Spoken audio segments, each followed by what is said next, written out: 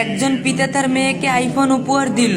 দ্বিতীয় দিন পিতা কন্যাকে জিজ্ঞাসা করলো, আইফোন পাওয়ার পর সর্বপ্রথম তুমি কি করছো? মেয়েটি বলল, আমি স্ক্রিন গার্ড আর কভার অর্ডার দিয়েছি। পিতা বলল, এটা করার জন্য তোমাকে কি কেউ বাধ্য করেছে? মেয়ে বলল, না, কেউ করেনি। পিতা বলল, তোমার এমন লাগে না যে তুমি আইফোন নির্মাতাকে অপমান করছো? মেয়ে বলল, না, আইফোন নির্মাতা থেকে নিজেই কভার ও স্ক্রিন গার্ড অর্ডার করার জন্য উপদেশ দিয়েছে। পিতা বলল, ও তাহলে আইফোন অনেক খারাপ দেখাবে, তবুও তুমি ওর জন্য কভার কিনেছো?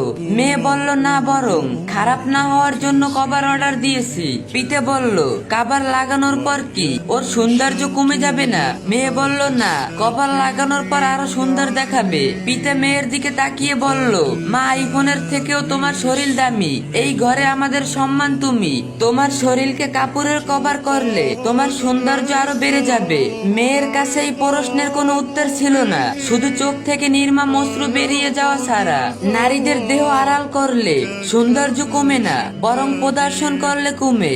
আল্লাহ তাআলা আমাদের সকল বোনদেরকে পর্দা করার তৌফিক দান করুন, আমিন। ইসলামের যে কোনো বিষয় সুন্দরভাবে জানতে, বুঝতে এবং মহাজরুরি মশালাগুলো সহজে পেতে এই আইডিটি ফলো দিয়ে রাখুন, আর ভিডিওটা 3টা কপি লিংক করে দিয়েন।